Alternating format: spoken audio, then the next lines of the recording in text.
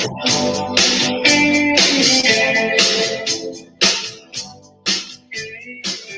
he's dancing over here.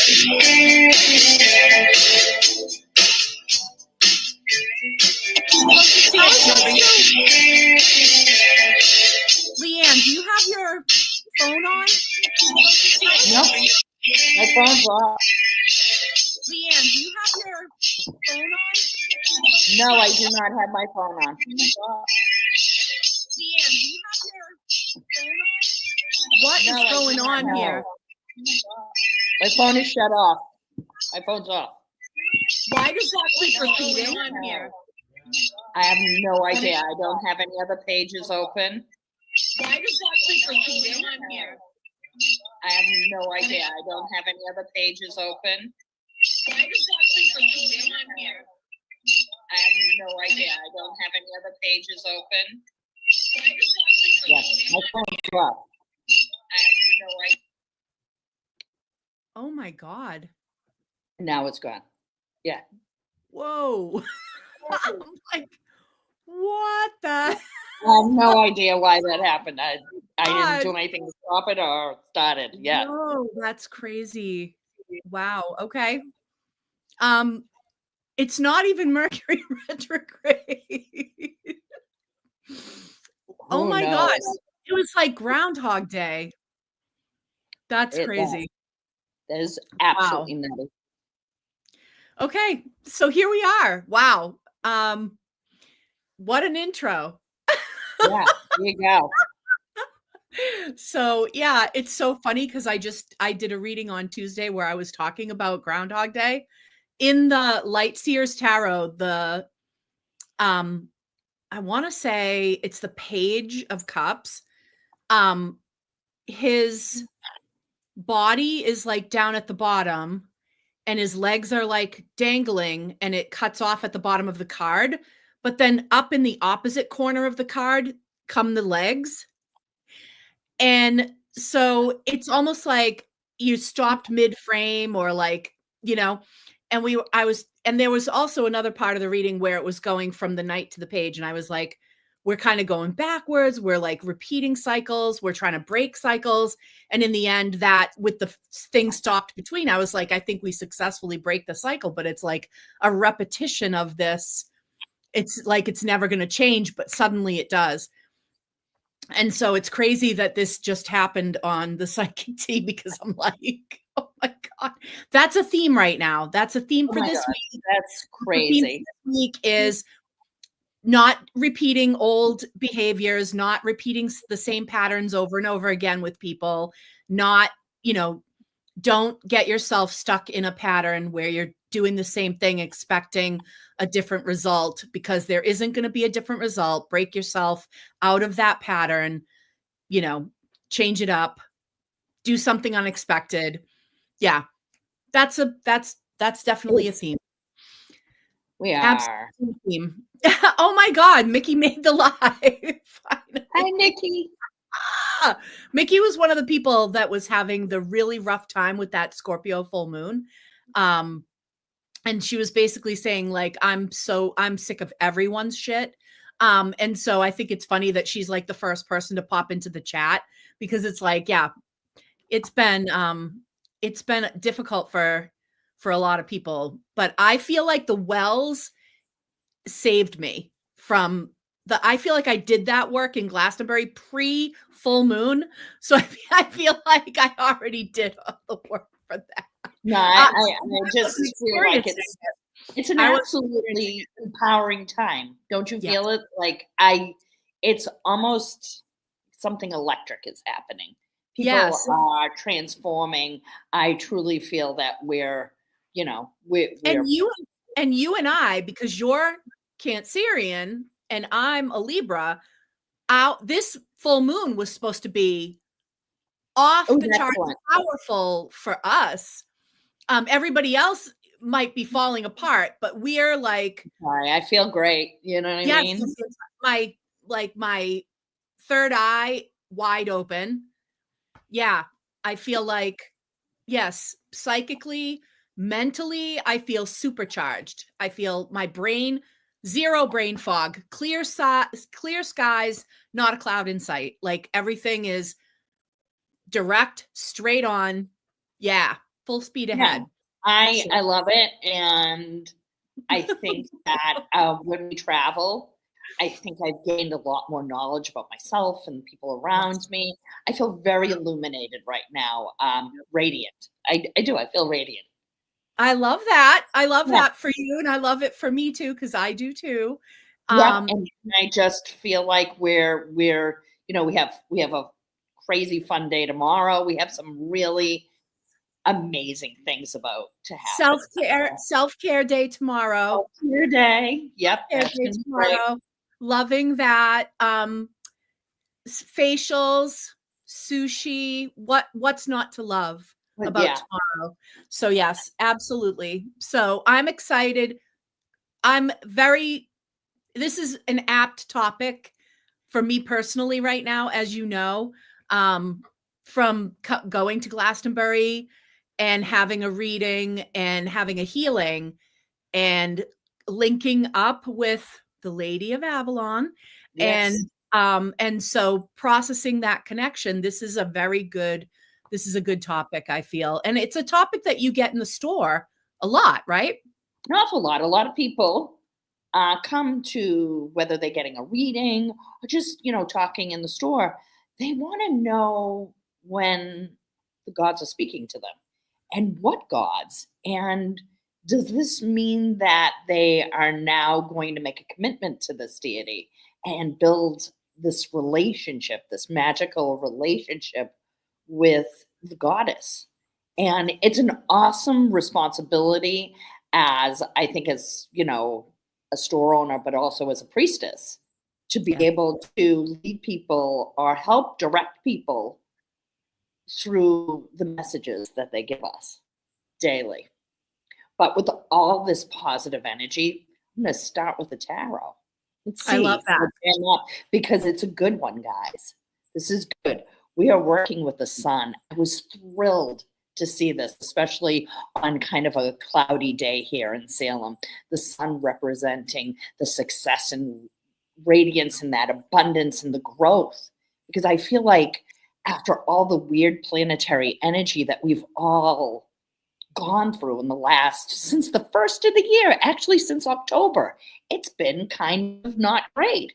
And now here we are, and we can share our positive, radiant energy with each other and mostly to ourselves. This is a time to really focus on how great you are right now, to take this ushering in of opportunity that you survived through really tough times, and you had help and you had success.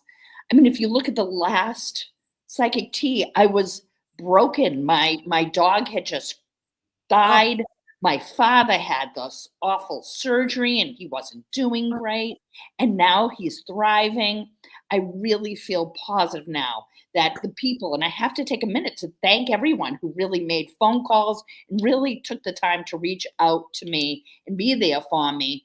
Especially, Dr. Leslie, you're amazing, and this is an opportunity not just to stand up for yourself, but to shine love on the people that have been truly there for you, to actually take that sunshine that you are and just help everyone to grow. Okay. So if you have been going through a difficult time, this illumination is here to give you a message that even though the challenges in front of you are really tough right now, that whether you're struggling with communication, whether you're struggling through just money issues and abundance, your zeal and your zest for life is going to get you through the next couple of weeks and months. Listen, the summer is around the corner and we are going to be blessing ourselves and each other. This sun card is going to connect you to your power base, to your plug that plugs you into the world. So you're going to have the opportunity to radiate in a big way, and don't be quiet about it. Shine, shine, shine, and through that, there's going to be good health, good opportunity to exercise, to enjoy nature, and to just grow. Moving forward on that white horse through all your doubt, you're just going to get through it.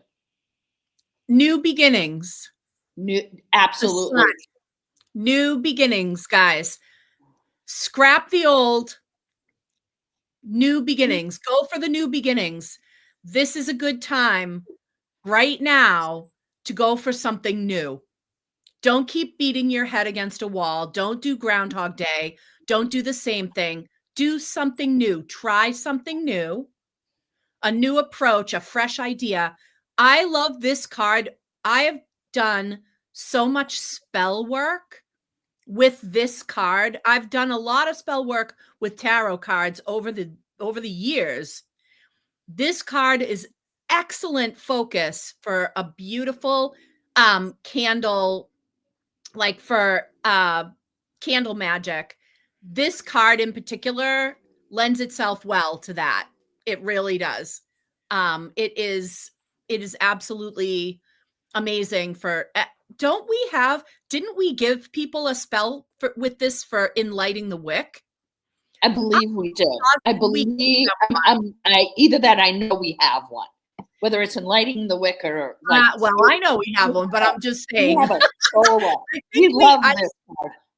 I think we gave everybody a sun card spell in lighting the wick. So the sun card also, if you are concerned financially, the sun card is fast cash.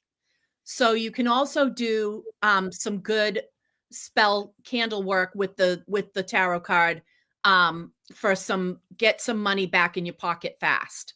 So the sun card is great for that too. So from a financial standpoint, it is, it's quickly getting you, money back into the pocket. So, new beginnings and fresh ideas and things, but also if you're looking for a boost financially, this bodes well for new ventures, new lines of income, new types of income, new job, new phone, who dis, new man, like whatever it is, now's the time.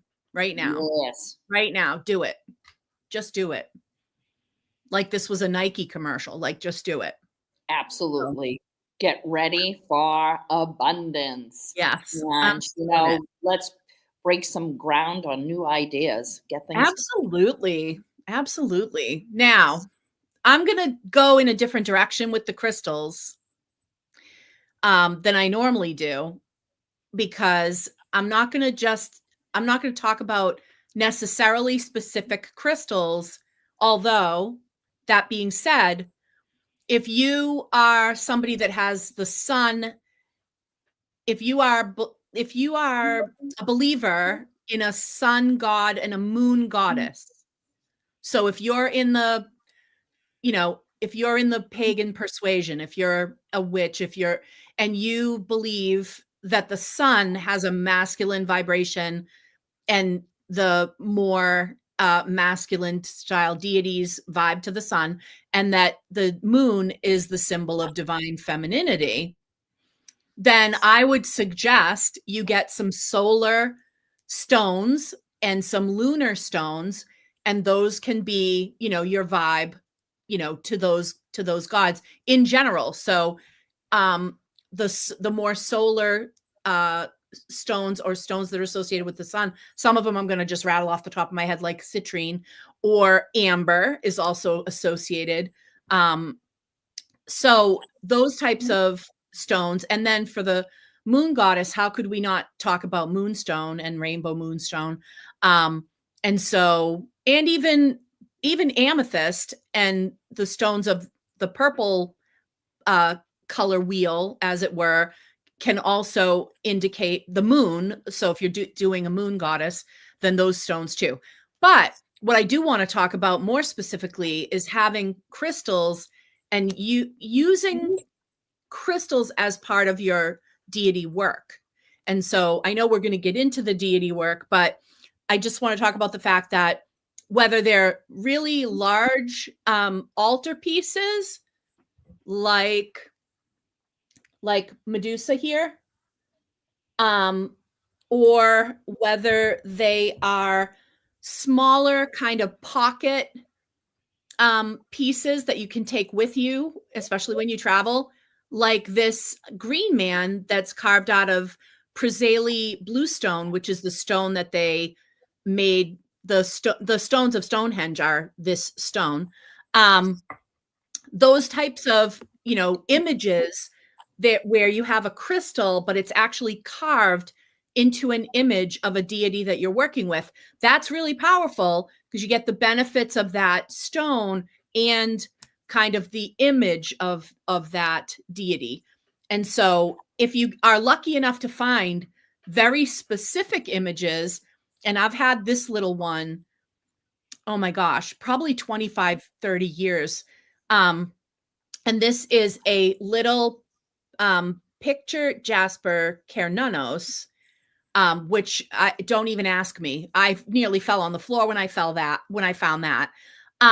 Whether it's something super duper specific like Baphomet,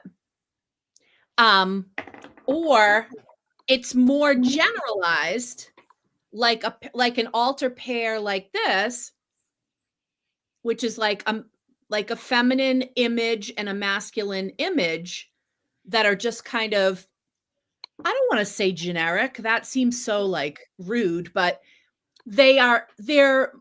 you're able to sort of overlay the deity image onto that type of a carving. So if you can't find your exact deity that you're working with carved, because that can be a task, sometimes a very simple image, and I've even seen at Pentagram and Gallows Hill Witchery, yonis and phalluses that break it down even further, right? Yes. So, and also another way to integrate crystals into the work with deity is to give, if you have a statue, let's say you have a beautiful statue, give them some as an offering. For instance, I think Venus loves these little half shells, right? Like these little shell images. And this is a perfect stone for her too. This is aventurine, which is great for Venusian magic. So finding out what crystals your deity might vibe with and offering little crystals to them is another way to integrate crystals into the work with deities. So I could talk about that. That could be an entire show by itself. So I just wanted to give you a little taste of that. And if you have further questions on that, shoot me a message, Sandra at gallowshillwitchery.com, and we can talk more about your specific deity and your specific needs for those crystals. But yes, that is definitely one way that I have integrated the deities that I work with into my crystal practice, and crystals into my deity worship. So, and little ones like this that you can travel with, that you can put right in your pocket and take with you when you go places, are fantastic. It's so good to have the link. That's great. So good to have that connection. So if you have any questions on that, hit me up. I do. I have a question about those seashell crystals. Oh, the little shells, right? I'm gonna have a question about that. Yes. Might need a couple of those. Yes. Venus loves these little. Yes, she definitely will. She loves the shells. Yeah. I think I have a shell. Yeah, we'll talk after. I have a shell that I want to give. Anyway.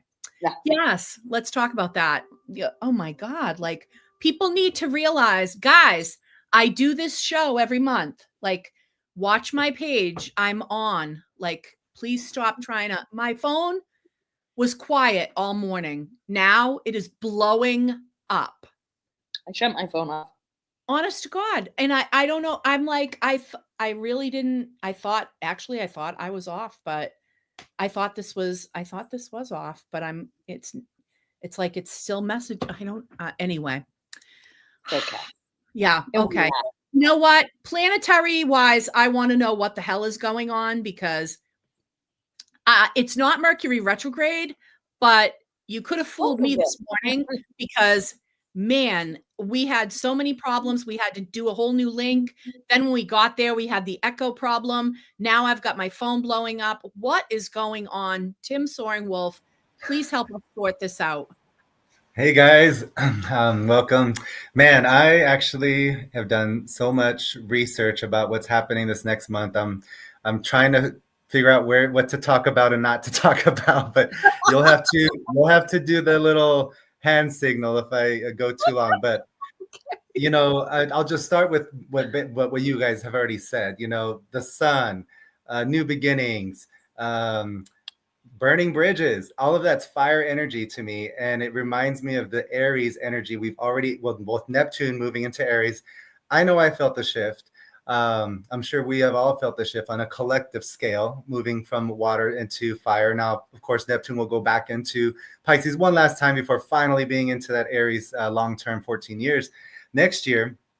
But also Saturn is about to go into Aries in a few days. So that is one of the big things that's happening this upcoming month. And I think it's perfect with the show about deities, because the main thing I want to talk about was Jupiter and Saturn and what's happening with the two biggest planets in the sky, which are also seen as deities in a lot of mythology and other types of lore, right? Jupiter being the great benefic, Saturn being the great malefic, and both are shifting signs. And they're both working towards a square that will be exact on June 15th. So 1 month from today. But we're going to feel that buildup. We've been feeling it. This has been a long-term transit that started last year.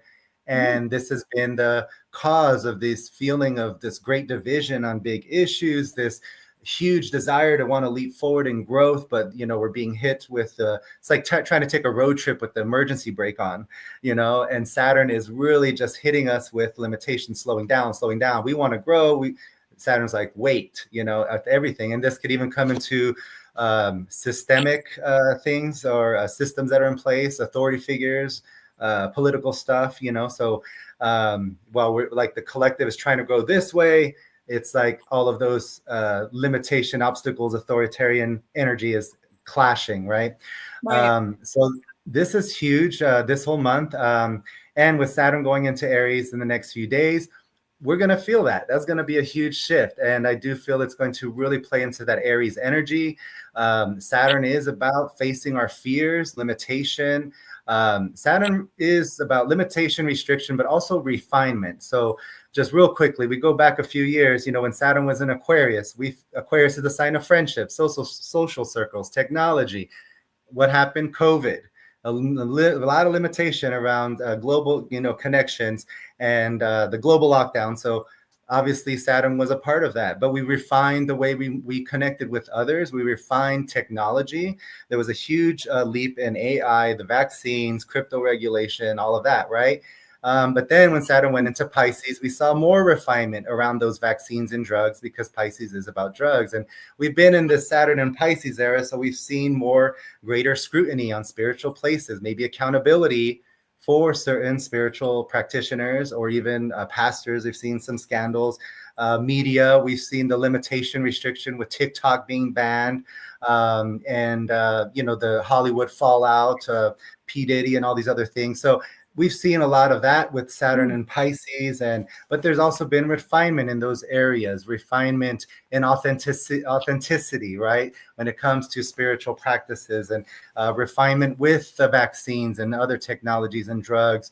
A lot of talk about mental health and even the wars that's happening, over in the Middle East, with Israel and everything. That a lot of people see that as a religious, spiritual kind of thing, because those are two cultures that identify with their religion very much. So now Saturn moving into Aries, huge shift. For those of us that are old enough, I want y'all to think about where you were 30 years ago.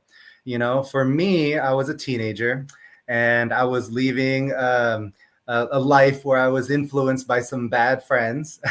I know it's hard to believe I was a bad kid, but I was, as a teenager, very much. And it was very much that groupthink mentality, peer pressure.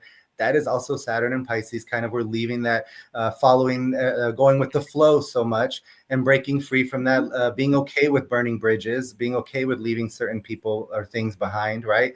And then that Saturn and Aries is the house of self. Aries is the house of individuality, independence. He's like the baby of the zodiac, so it's about youth.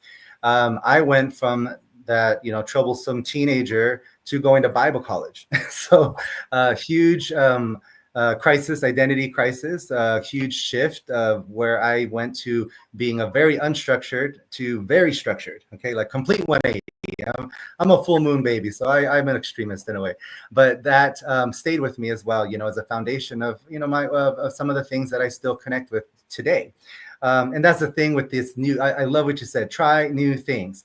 Try new things. Go after new things, because Aries is the pioneer.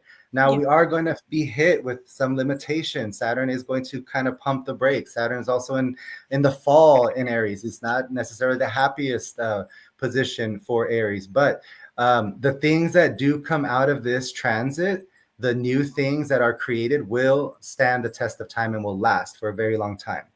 Going back to 30 years ago, some things that happened in Saturn and Aries, Google was created. Yahoo hit the public market.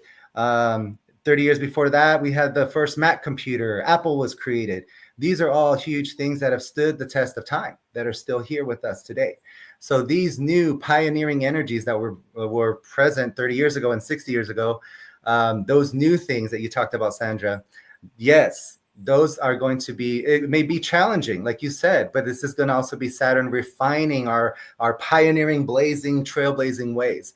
But yeah, there will be some possible negative things, but I want to just really focus on that identity crisis, because that's kind of what it's going to come down to. And also on a collective and on a national level. Don't want to get too much into politics, but we talk about some of the wars that happened in the 90s. That's when school shootings really started. With Saturn and Aries, the youth, the violence, and youth kind of fighting back. But it could also fight back in a very positive way this time. We don't know how it's going to play out. In the 60s, it was the rising up of the Black Panther Party, and also AIM, which was an indigenous group, so to give a voice to indigenous people that were oppressed. We go back even 30 years farther into the 30s, after the Great Depression, there was a mass deportation of immigrants, and they called it the Mexican repatriation, which is a misnomer, because repatriation is a word that's supposed to mean going back home. But it was a lot of people sent that were in America that hadn't even been to Mexico, but they were considered Mexican. So some of what we're even seeing now with some of the deportations, that came to an end during the Saturn and Aries era, where it was about individuality and about your identity, nationalism. All of these things will come up in that Saturn Aries. But we also have Jupiter switching signs into Cancer. Jupiter will be exalted in the sign of Cancer. This is a super happy place for Jupiter.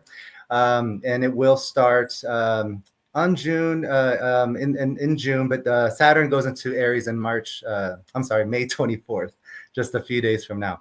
So with Jupiter in Cancer, this is like a 12-year transit. So think about where you might have been 12 years ago, and for me, it was when I was kind of preparing to leave Vegas. And that was when I made a big jump to move to the East Coast, and really just clearing the way, preparing for what was to come. But it was home. So think about Jupiter in Cancer is the sign of home and family. There will be changes in home life, or people moving or going to a whole new home. But also this could be a time of reuniting family members, people that may have been estranged or separated for years, coming back together. So it's going to be like one or the other, burning bridges at the Saturn and Aries, but also Jupiter is kind of bringing together that reunion, that expansion in family. The last 12 years ago, the expansion in my family was I got married, a year after that, a year later. So, You had an example? No, I'm just saying, right. Oh. Yeah. Sorry. So if you want to kind of personalize it, kind of go back to kind of just to get an idea where you were 12 years ago. But yeah, Jupiter's move into Cancer will be a lot of focus on the home and family and just our sanctuaries, our safety. But it is exalted. So this is where this peak, the square, Jupiter Saturn square will peak on June 15th, and then after that, this energy is going to dissipate finally.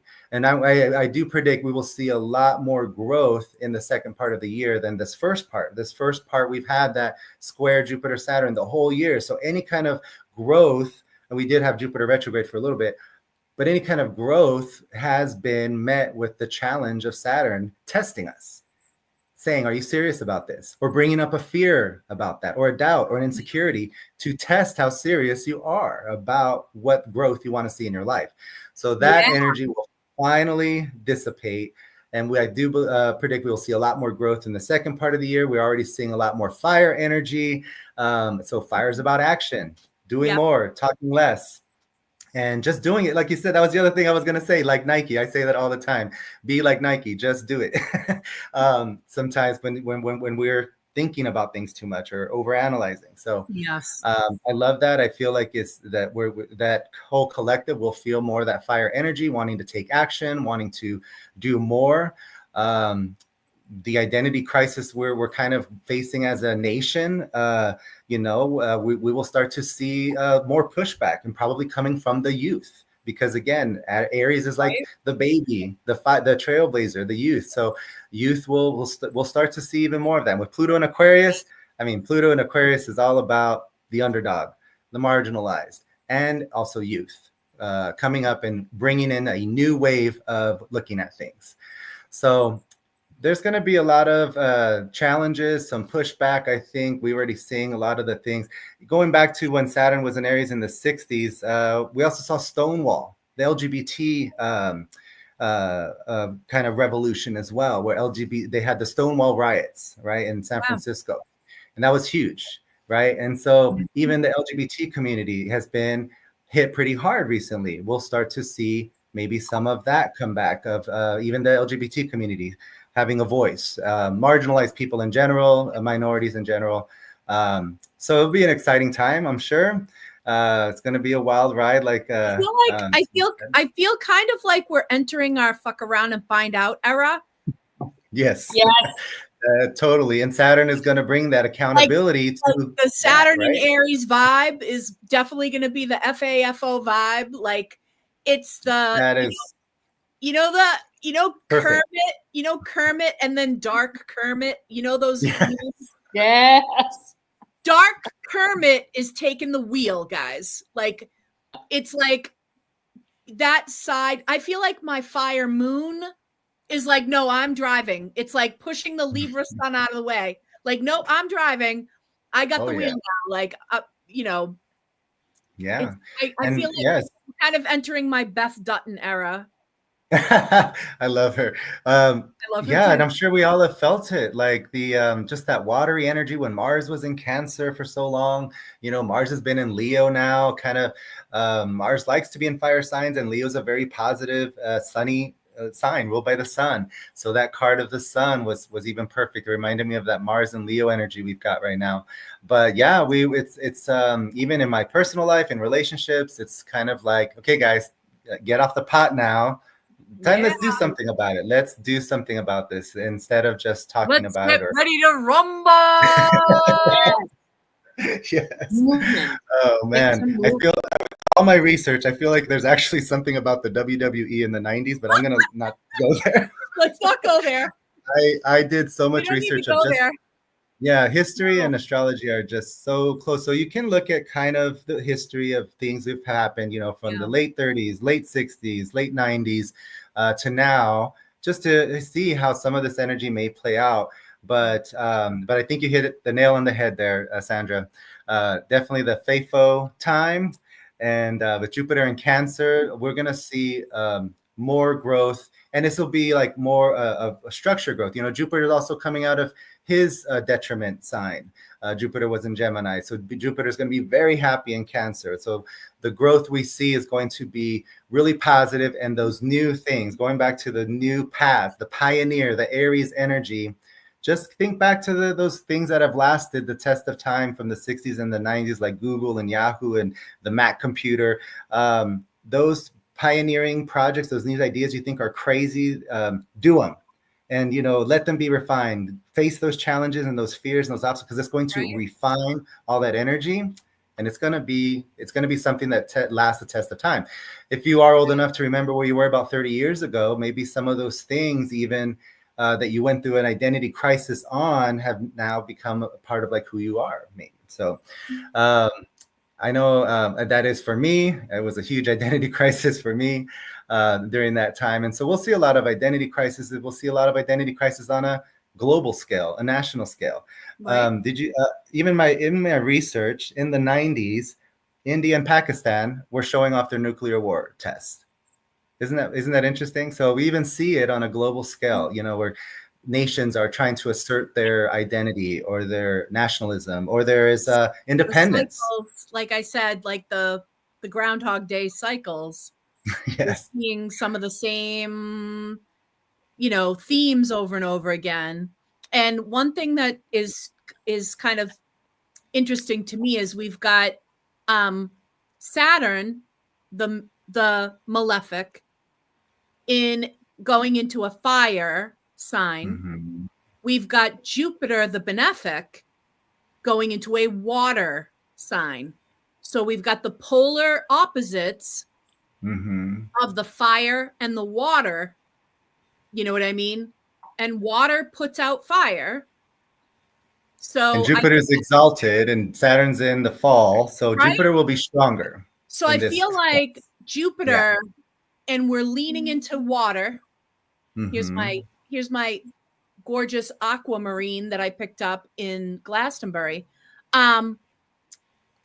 Because I connect so strongly with the water in Glastonbury. The way that I connect so strongly with the earth in Ireland is the same way that I connect so strongly with the water in England. It's interesting. But anyway, that whole energy is water being associated with our emotions and compassion and love, right? And when our faith, ace, you think of like the Ace of Cups in the Robin Hood, where it's like your cup runneth over. It's this beautiful chalice with the heart, and like the lotus flowers are like floating in the water beneath and everything. It's that gorgeousness of the idea of compassion overcoming the anger that gets associated with fire, the hate, the anger. And we're seeing so much of the glorification of that anger and hate. And then, people trying to say that compassion or showing compassion or showing caring is somehow weak, when ultimately we know that there is nothing in this world that is stronger than the bonds of love. When we love someone, we will go to the ends of the earth for them. And it's like here, I feel like there's like a showdown going on right now. And that might be kind of part of the stress that people are feeling, the people that are feeling the stress right now, because a lot of people were saying, oh my God, this Scorpio moon had me so stressed. I'm so sick of everyone's shit. I'm thinking there's kind of a, when I say let's get ready to rumble, there's kind of a battle royale going on energetically. And it's playing out in people's interpersonal relationships and what people choose to focus their energy on and what they choose to align with and where they see themselves lining up in that battle, and I know what side I'm going to take, I do. So yeah, Saturn and Pisces is very much that empathy sucks kind of thing. Well, now Saturn in Aries is going to be anger sucks. And there will be the accountability with that anger, that reckless masculine energy, right? Because that's Aries, masculine, but also kind of risk-taking and very reckless at times. So there's going to be a pumping the brakes on those types of things. There will be more accountability. But Saturn, restricts, limits, but will refine to possibly channel that energy in more worthwhile things. But yes, Jupiter in exaltation will have a more profound effect. The water energy could even tap into our spirituality and increasing our faith, our spirituality, our connection with the divine, what we're just talking about. Yes. And this past full moon was crazy. I felt it. I actually took like a week off of break offline because it was just intense energies, and it was intense purging. I even had some nightmares of just some little dark dreams of killing, but it was symbolic of killing, ending the negativity, purging any like old negative feelings, like old like things that needed to be purged. And now, speaking of moons, the new moon on Memorial Day is going to be probably one of the best new moons of the year. We have a new moon, and it's on Memorial Day, right? Great time to go out, be with friends. Gemini is the social butterfly of the zodiac. So we'll have that new moon in Gemini, making a lot of sextiles to all those planets in Aries, including Saturn, Neptune, the North Node, will be in that realm. And then we've got Jupiter in Gemini as well. And then other but it's just, that day is just so much positive aspect. Sorry. Go ahead. I can't believe Mickey didn't comment. Wait, we're going to have a new moon on Monday? I'm such a Duran Duran fan that I can't believe. How did I catch that first? But yes. Yeah, that's cool. I love when there's a moon transit on Moon Day. Yeah. This is going to be so great. I feel like it's a time to really look at, even like where you taking your anger or taking that energy and creating things with it. You know, absolutely. Not just randomly being angry. It's time to do things with all of this energy. I feel it bubbling in the air. I had a very, very good reaction to the full moon, and I'm going to be away at Norwalk for the new moon, which is going to be so it's going to be connecting with new people, new ideas. For me, it's going to be educational, it's eye-opening, and it's really observing the planets. Loving that. Mm-hmm. Yeah, I feel good. I feel really good right now, and I feel like this is a very positive time to make changes. If you've been waiting to make changes, the wait is over. Now is the time. Clearing out, because we're in the waning moon right now. So letting go, clearing out, getting rid of the old, moving things out of your house, letting go of material things that no longer make you happy. I'm a big believer in the Marie Kondo method. I really honestly practice that.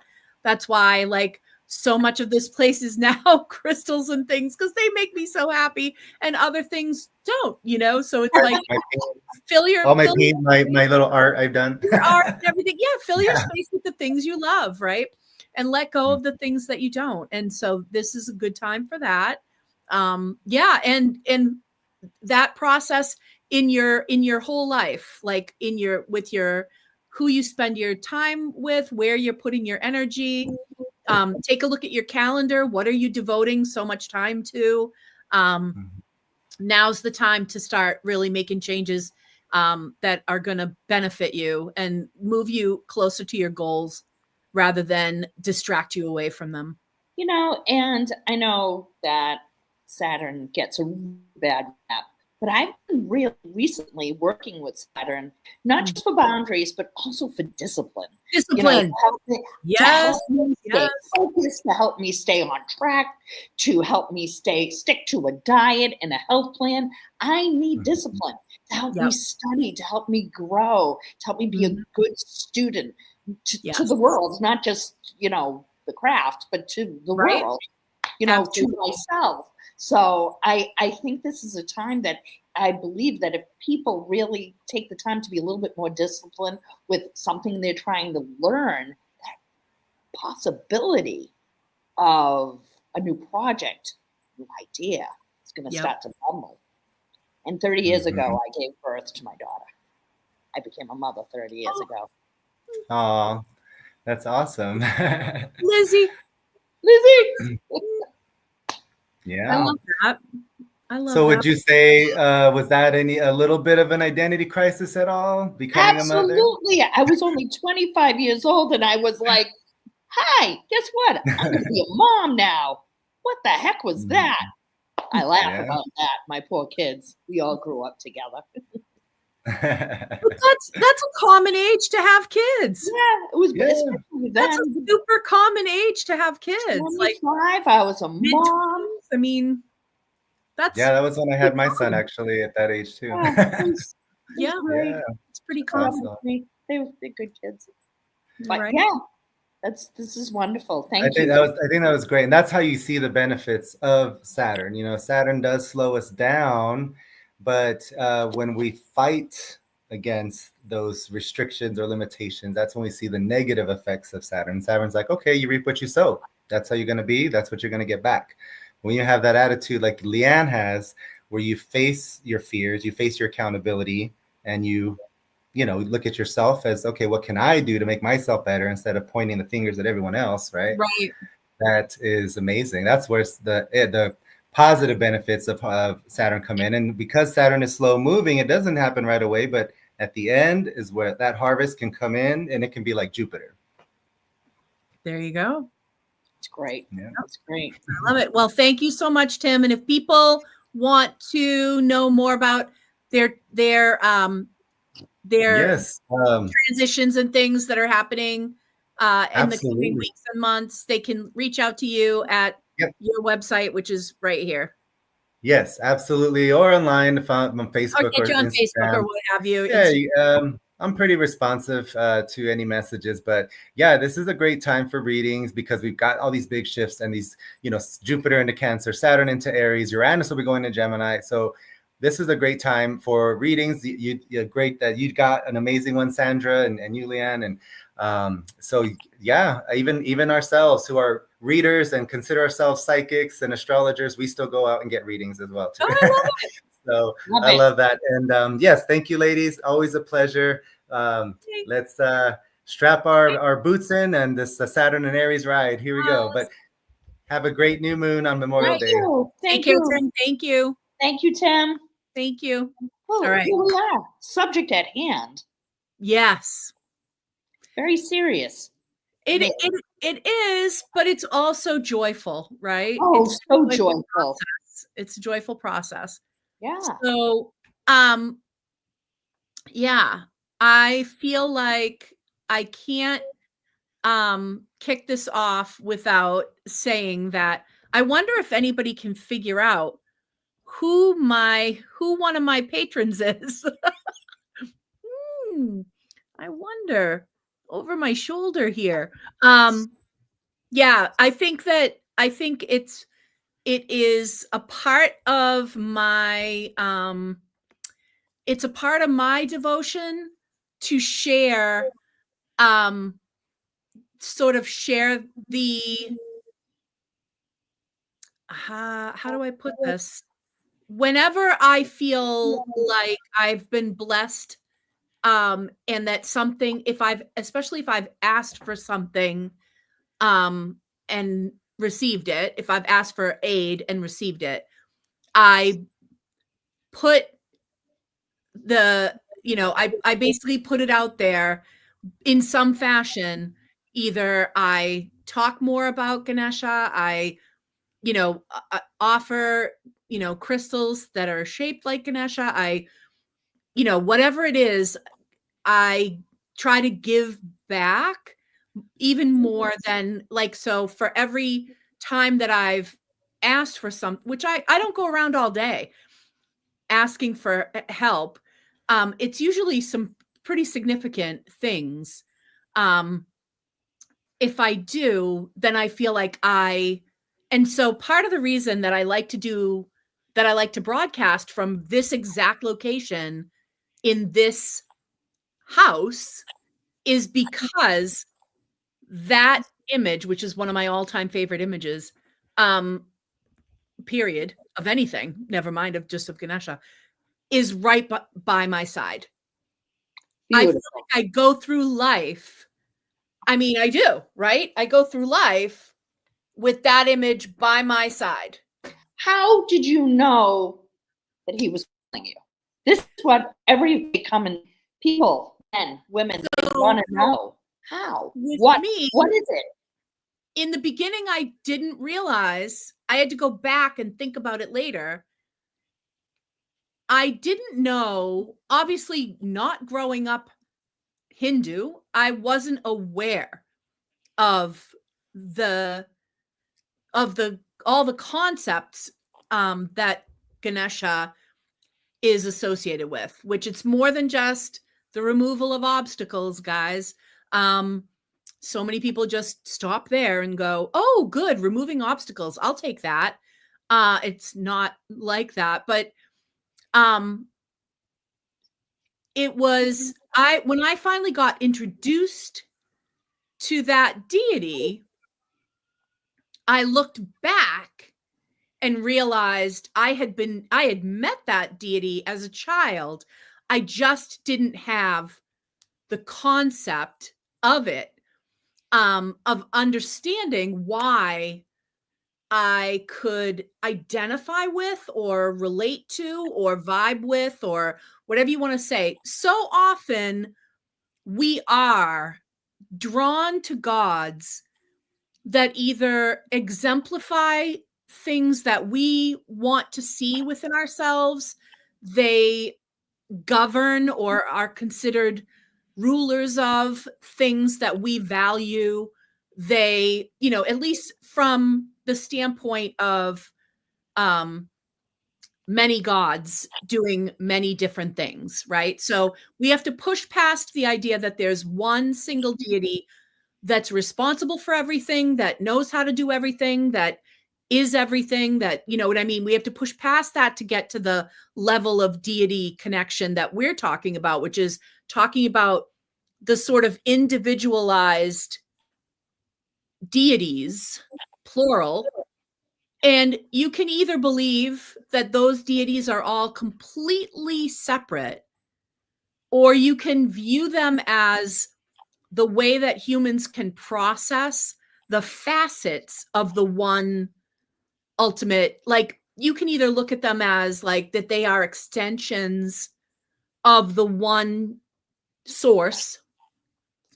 And in a way, I kind of say, isn't that how we all are? Aren't we all extensions of the one source? So as individual as I feel, and as separate as I am from you, Leanne, we are still connected. We know Absolutely. This. We know and this. So we are emanations of the same. So just like you're an individual and I'm an individual, I feel like deity works like that too. While it's also, there are pantheons of deities out there, and different cultures have worshipped specific pantheons in specific ways over the centuries of human history that we know. I still feel like it's two sides to the same coin, and it's just a different way of looking at it. Some people feel like those deities are completely discrete, that they don't overlap, that they don't, that they're complete and separate, total beings unto themselves. And others feel like those are just facets and emanations of the one. But I sort of feel like either way you add it up, it's the same, right? It's so, I just finished reading a book called Super Consciousness, and talk about the I am. Okay. And I am, that part of you is a part of higher power. We are one with God, with Goddess. Mm-hmm. So I can tell you, I mean, I am not the goddess Diana, but I am connected to her, capital H. I'm a part of her. Yes, right. She sees through me. I see through her. And when we recognize what is divine in ourselves, then you realize that this is a meat suit. Then you realize that you are so much more, and that we are actually each other. It got so woo. I highly recommend it. I highly recommend this book. It's called Super Consciousness. It's by somebody, RJ. It's great.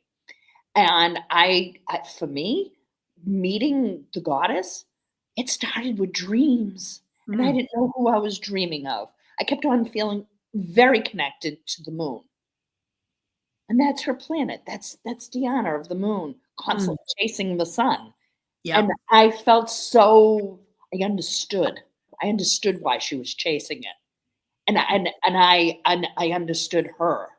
And then we got to know each other. And then she has other names, I find out. Then I learned that she was also connected to Artemis. And she came for me. She literally came for me. And from there were other lunar goddesses that just kept on going, oh, okay, that's another emanation of her, the moon. Right. Yeah. When I understood the image of Ganesha, and I noticed that he had a broken tusk on one side because he's an elephant-headed deity. So when I looked closely and I saw that he had a broken tusk, he had a good tusk on one side and a broken one on the other. And I was like, that's odd. He's a god who could just fix his tusk, right? Right.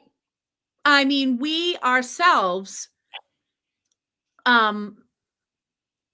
have pondered, if we were gods, what we would fix. You know, if I only could, I'd make a deal with God and I'd get him to swap our places, be running up that road, be running up that hill with no problem, right? That's my song for the tour. But anyway, so I'm just like, we instantly think if we had that kind of power, we would never let anything be wrong with ourselves, right? Also because, oh my gosh, like the image of the gods, they have to be perfect. But throughout history, we've seen gods that were not perfect. We've seen jealous gods. We've seen petty gods. You know what I mean? We've seen drama between the gods. And it's sort of like, yeah, because it depends on what your view of deity really truly is.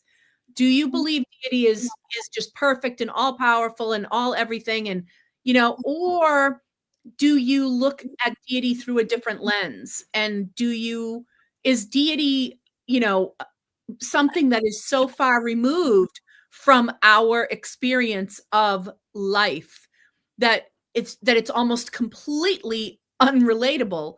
Or are you more in alignment with a lot of cultures where they sort of brought deity closer, in some cases super close to humanity, like getting humans pregnant and stuff.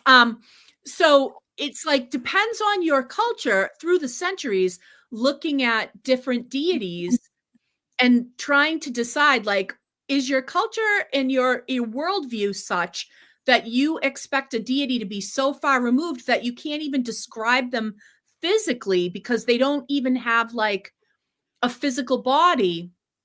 Part of me wonders if that's why Christianity leaned into the idea of a human birth for Jesus, because they needed the God to be somehow more human, to be more relatable. Yes. And when you look at the difference between the Old Testament and the New Testament, you also see a difference in the relatability factor, big time, right? Yes. And so you're saying to yourself, okay, so I see where you guys are going with this. And I'm not being disrespectful. I'm just being realistic at looking at the change that happened there and saying, because ultimately, whatever we're doing to reflect on Godhead, it is only through our own lens that we're seeing it. We can only see it through our own human mentality and the limitations of such, right? So we can only grasp this at a certain level anyways. Now, going back to your first question, how did I know about Ganesha, that Ganesha was really calling me and was something of a patron to me, and that I could build a relationship with Ganesha, even not being from a culture that normally worships Ganesha. And so it's like, as a child, I was in the 4th grade and I went to it was like a white elephant flea market at the school. And I saw a little, one of those glass animals that sometimes used to be able to win down at the skee ball, down at the Willows. and it was an elephant, and I didn't have an elephant, and I really wanted it. And it had a broken tusk. One of the tusks was gone. And I remember asking the woman whose table it was how much she wanted for it. And then she picked it up out of, she took it and she was like, "Oh, it's broken."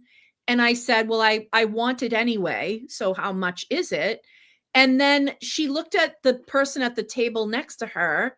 And I think these were teachers, but she looked at the person at the table next to her and she laughed and she was like, "She wants it anyway." Like it was ridiculous for me to want it because it had a broken tusk. And it stayed with me because I felt like she was looking down on me, not just the glass animal. I was like, you are devaluing that piece for one mistake that it has, one thing wrong with it. And I know that I have at least one thing wrong with me, probably more. And so what are you thinking of me if that's how you're looking at this, because it just has one little problem? And so that's so stuck in my brain. Here we are this many years later, and I can still talk about it and close my eyes and see it in my head. And so when I got introduced to Ganesh and I noticed the broken tusk,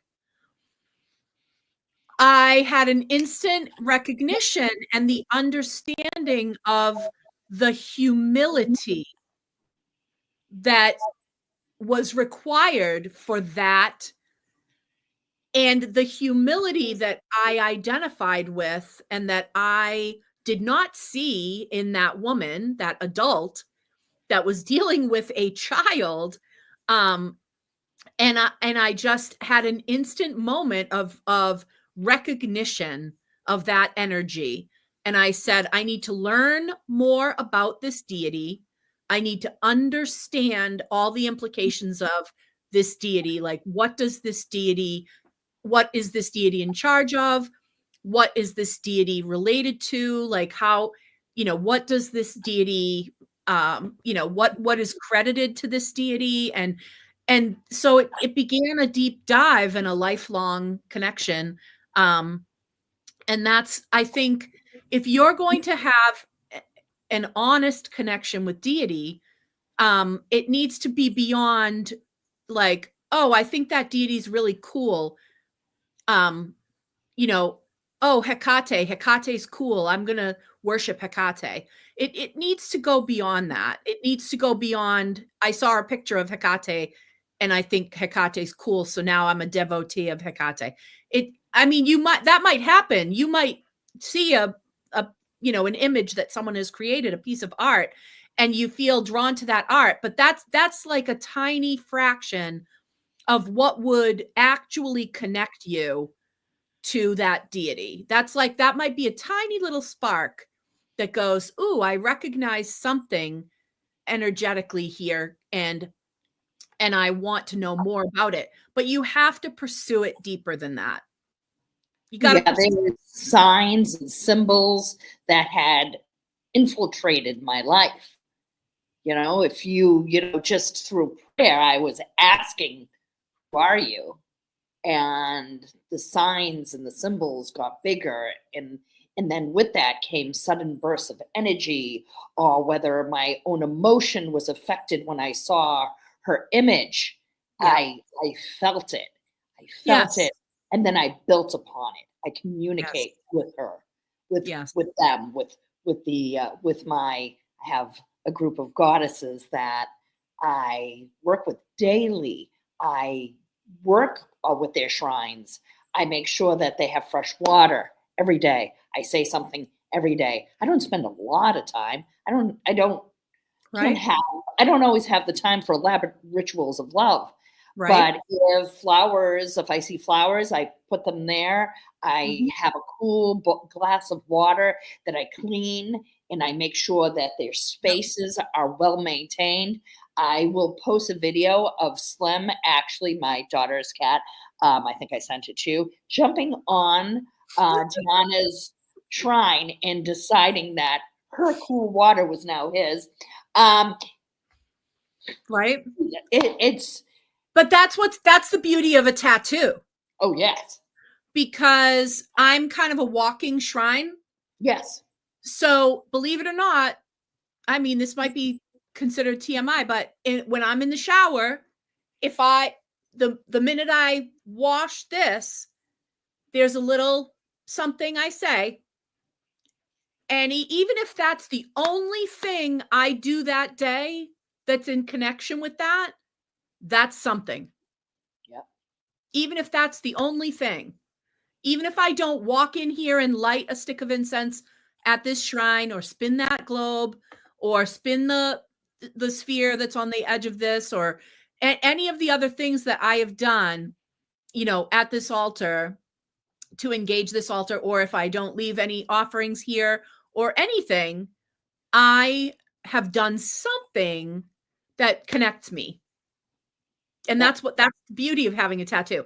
Also, pieces of jewelry that are dedicated to specific deities are also a way, because every day that, if you even take it off there, I have not removed this since I've been back.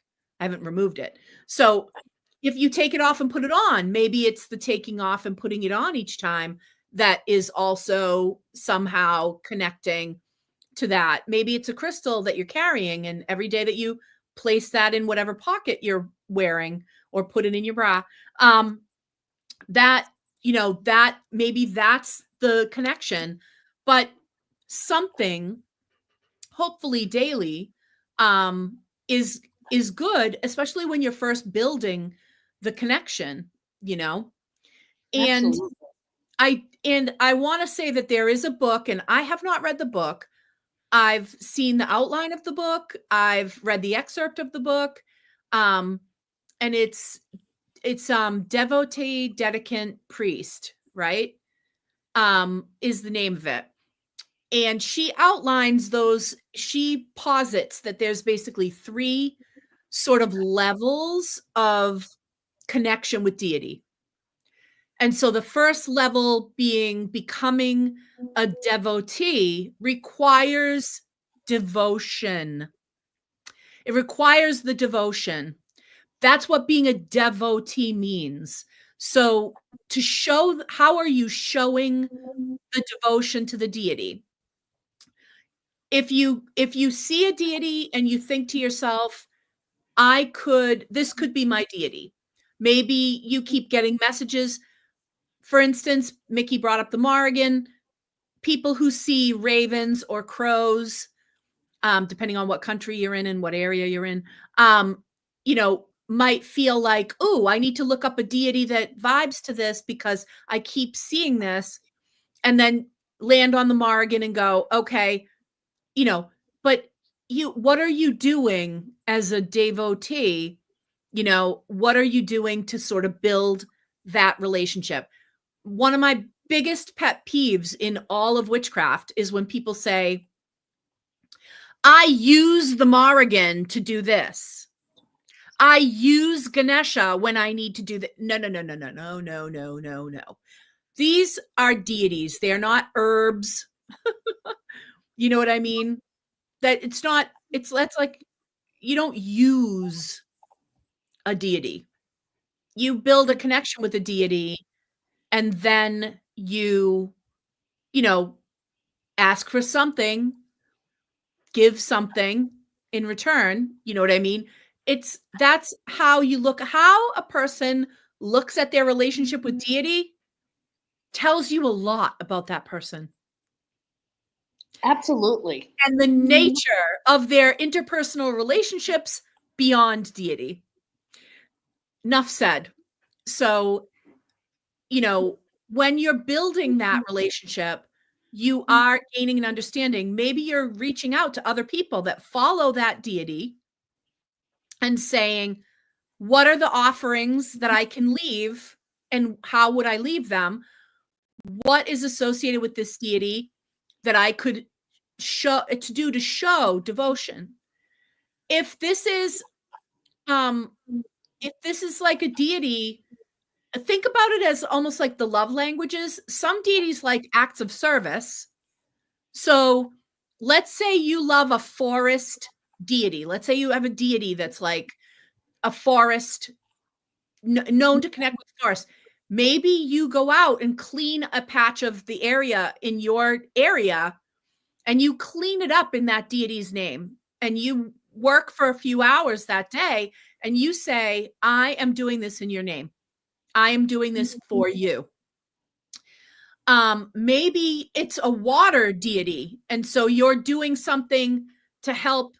Maybe you're conserving water. Maybe you're helping clean up a local, clean the beaches, area, what have you, the beaches and things of that nature. Maybe they're deeply, deeply connected with animals. So maybe you are donating to an animal charity. Maybe you're helping out with a trap and spay neuter program. Maybe you're helping with a local colony of feral cats. Maybe you're, donating food to the local shelter. If it's dogs, it might be a shelter situation. Maybe you're going and taking shelter dogs out for a walk every couple of weeks. If your deity is associated with dogs, there are other ways that you could show a service and do it in the name of that deity, and that is like an offering unto itself. Maybe it's incense that they love. Maybe Ganesha loves sweet treats. There's another way that we identify closely with each other. Maybe it's leaving an offering of some sweet treats. Maybe it's, you know what I mean? Like there are many, many ways, and different deities require different things. And so talking with people that are already actively worshiping that deity and are knowledgeable, because you want to kind of qualify, and we're entering an age where AI is like in charge of everything. Let's get away from that, please. Ask an actual author that is a human. First of all, if you look up a book and you get to that book title and you type that author's name in a search engine, and you don't get a photograph of that human being, and you don't get them either appearing at a conference or you don't get any social media handles for them or anything, newsflash, that's not a human. Yeah. That's some AI crap that's been given a name and is churning out fake books for money. Go and find an actual person who actually knows what they're talking about. Pick up one of their books, ask them questions, et cetera, because that's going to be the better way to find out how best to approach.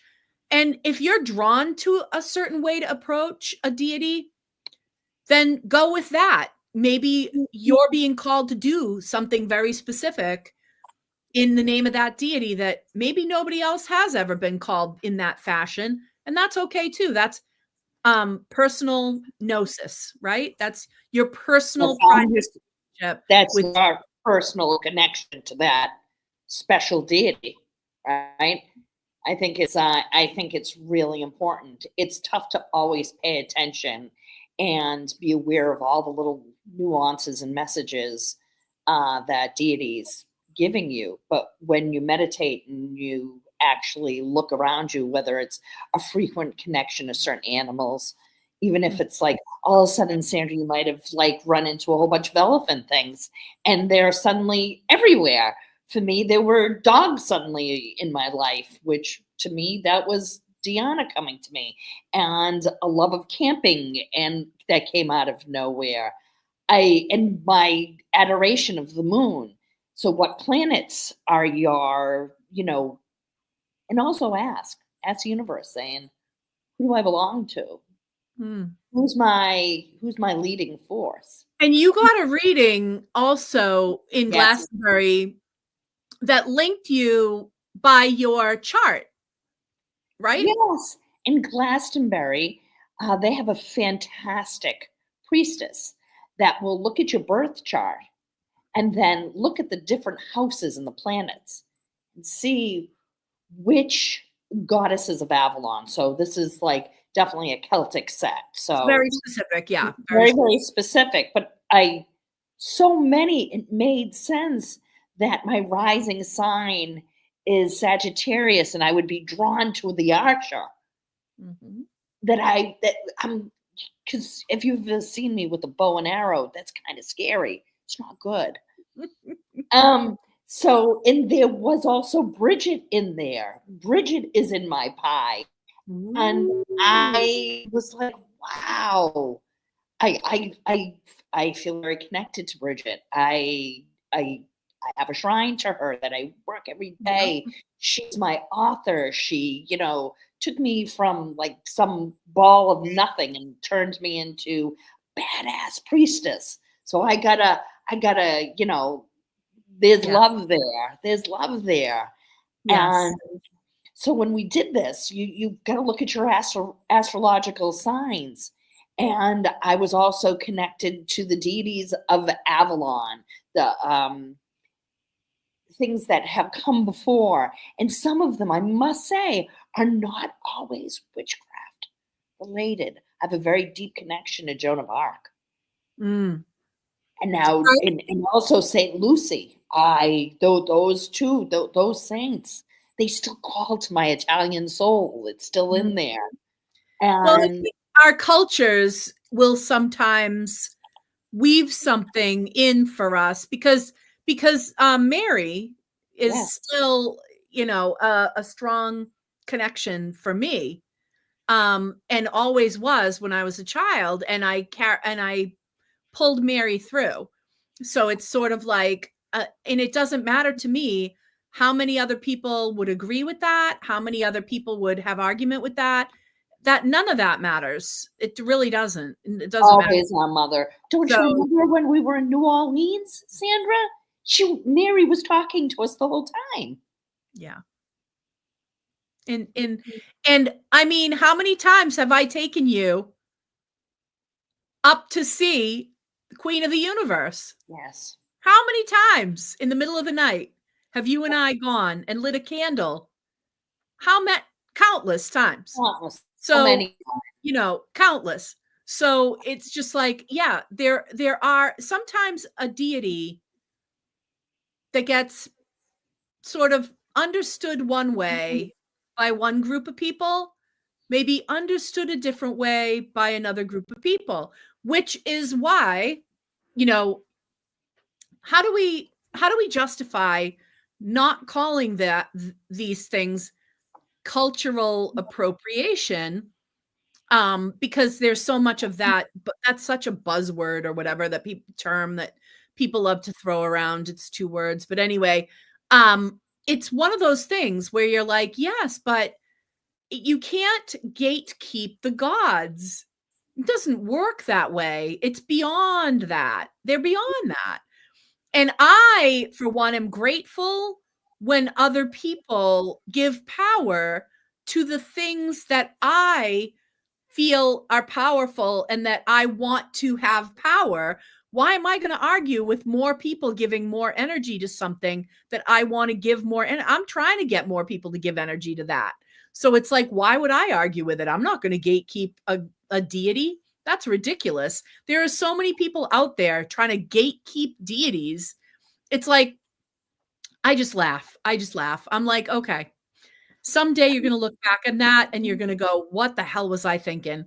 I don't have the power to gatekeep a deity. If a deity calls somebody, I might not like it, but I'm not in control of it.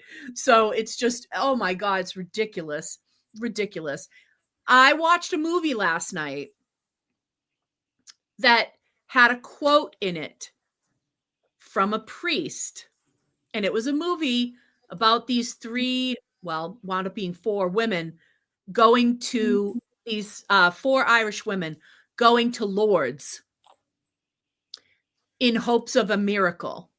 It was called The Miracle Club. It was Dame Maggie Smith's last movie that she ever made before she passed. And Kathy Bates is in it, and Laura Linney's in it. And it was just a fantastic, fantastic movie.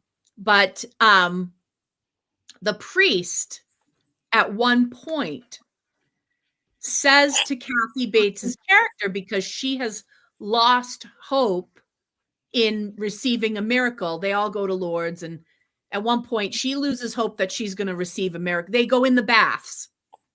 They go in the baths at Lourdes. Which this was, I was like, I'm just reliving what I just did 2 weeks ago. But anyways, not even basically 2 weeks ago. But anyways, and the priest said to her, "You don't come to Lourdes for the miracle, Eileen. You come for the strength to go on when there is no miracle."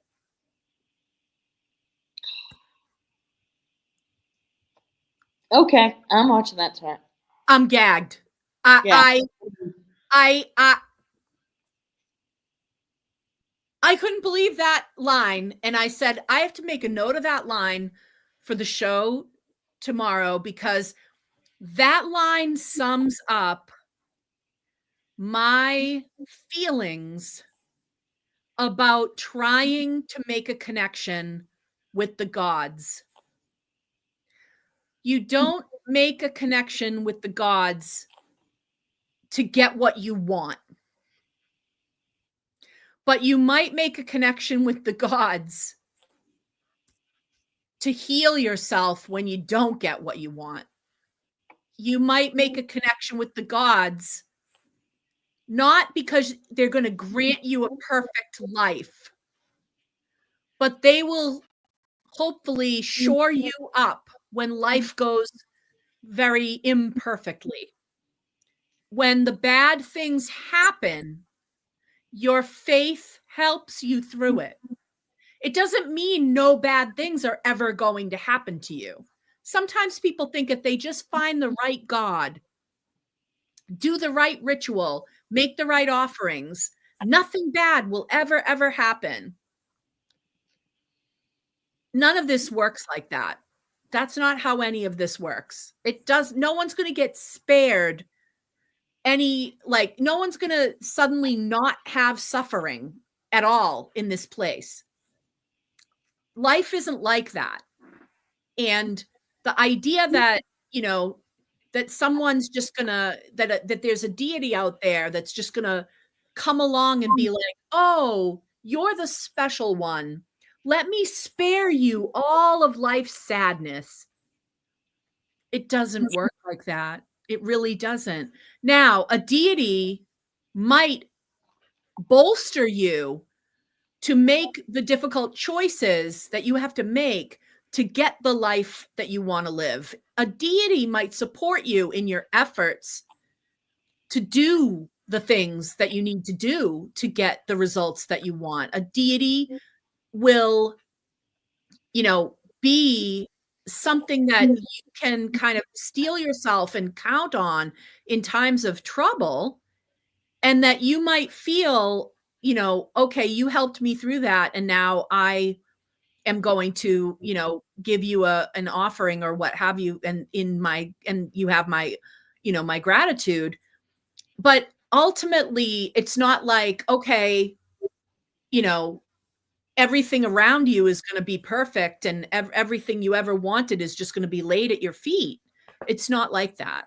And when people act like it is, it's a disservice overall. It's just not, it's not like that. Even if you move up those 3 levels, and you become a priest of whatever deity that is, because if you move from the devotee where they're like, okay, it's just devotion, then you become a dedicant where you actually have made some kind of a commitment with this deity, into becoming a priest of that deity, where not only are you having a connection, but you're facilitating other people's connection to that deity. You're helping other people connect to that deity.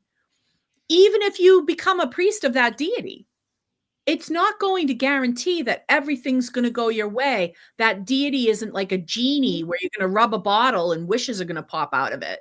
It doesn't work like that. It's just not, it's not like that. And when people have that attitude, it's the same way that they have attitudes about certain spell work. that, oh, if I just do this spell, I'm just going to have whatever it is that I want. You know, it doesn't work that way either. You know, and there are times where it does, and that's great. There are times where you just do one spell for something and it happens and you're like, wow, but not, don't tell me that's happening every day. It's not happening every day. And so it's like if you do a spell every single day, you're not going to just get every single thing you do a spell for every single time. It's just not. This is like the people that go, oh, you do spells, give me the winning lottery numbers. Yeah, no. Oh. Like we haven't heard that a million times. Yeah. Oh, that's very, very, very true. Oh. So how about what happens when you feel like you are being called by a deity that you know nothing about, from a culture you know nothing about, and where do you start knowing something about that? Like how would you, if someone walks into Pentagram and says, I just, learned of this Celtic deity the other day, and I didn't know that this Celtic deity even existed, and I really want to know more. And I don't just want to Google it because I feel like I'm going to get a lot of misinformation and just a bunch of gobbledygook. So how do I get where is there a good reference for me to find out more about this deity? What would you first of all, I would direct them to books, okay, with trusted authors. Like Sandra said earlier, Google this person's name.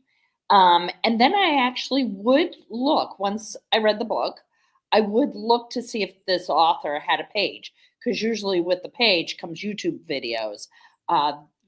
Goddesses like Bridget, they have, many of the devotees are here on YouTube and they're educated. And if you research the people that you're learning from, you're going to be able to trust the source. Yeah. Also, personally, is this deity represent? And, through meditation, you're going to open up that communication between you and them. Okay.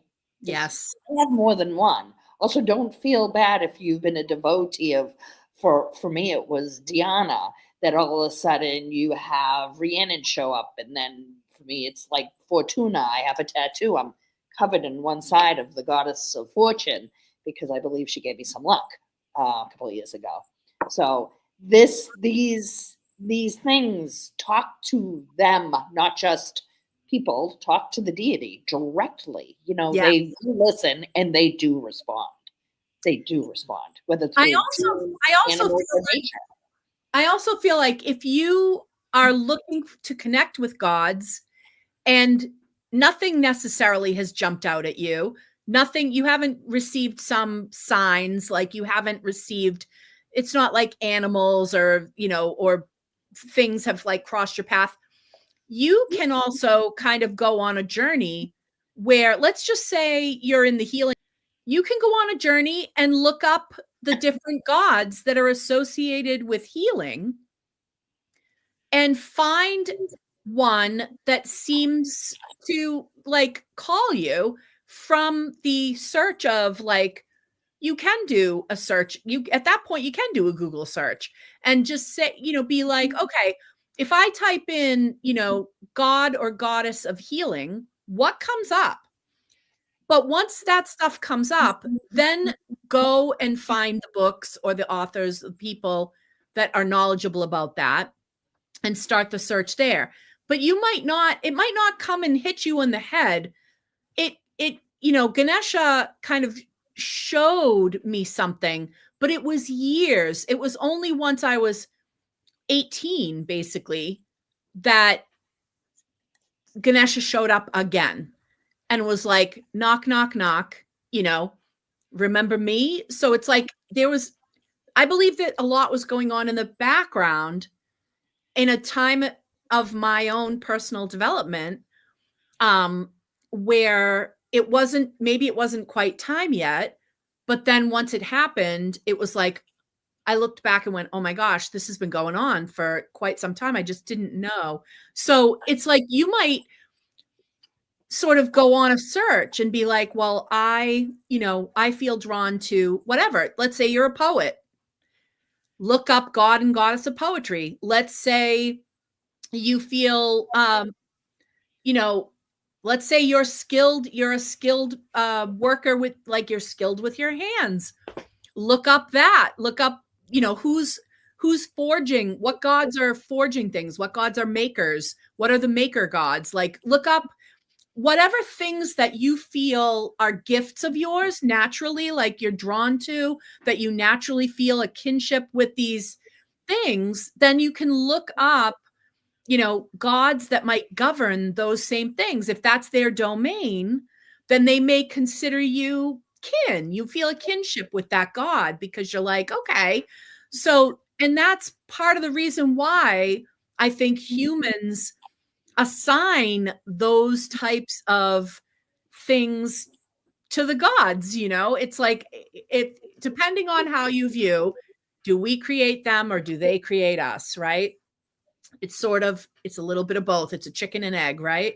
So when we're processing Godhead, the things that we sort of assign, and yes, if we go all the way back to the planetary stuff, then we look at how planets govern certain things. So astrologically, we all have these elements inside of us. We all have these links to the planets inside of us. And those planets have, like, obviously Venus, Aphrodite, and similar goddesses of love and beauty and luxury and all those wonderful things. And so if you have Venus prominently in your chart, if your sun is ruled by Venus, or maybe you're rising, you might say to yourself, I'm going to look up all the gods and goddesses that might be associated with this planet. You're going to find way more goddesses associated with Venus, obviously. But like, you look that stuff up and then you're like, oh, that makes sense to me. You know what I mean? So it's like, you might go to your culture. You might say, well, I have this blood in me. I'm, Italian, I'm Irish, I have, like, blood from, Norway or something. So now I'm going to look at the Vikings. It's like, you might be drawn to a specific pantheon because of your heritage, and you might identify strongly with that, but you don't necessarily have to. I'm 0% Hindu. I'm 0%, I'm not from that culture or those people at all. But, then again, a lot of people here in the United States now know who Ganesha is, and now, to some degree or another, support Ganesha. So, while Ganesha originated as a Hindu deity, has kind of been picked up and brought into the current. It's just the same with the Greek pantheon, and it's the same with the Roman pantheon, and it's the same with the Celtic pantheon. All of these pantheons are now, people in the craft are worshiping these old gods from centuries ago and bringing that energy into the present. So, well, I love that, and I love that. I think this topic was well received, so it just let me know that people and we're. I know I've got to go. But I'm gonna say that I could talk about this forever. This is a passionate topic for me, and I really hope people are getting out there and trying to make some new connections. Perfect time for it. I highly recommend to begin that on this beautiful new moon coming up. And you can make an appointment to see me or Leanne to talk more about that. Yeah. So if you want to talk personally about it, and about your own, link with deity, and get some advice on where to go from there, Leanne and I are available for that. So you can book a reading with Leanne through Pentagram or Zodiac, and you can go to gallowshillwitchery.com, and and we're available phone and Zoom and stuff like that. So if you're not in the area, that's okay. Okay. So, oh, so all right. Take care until next time, everybody. Bye.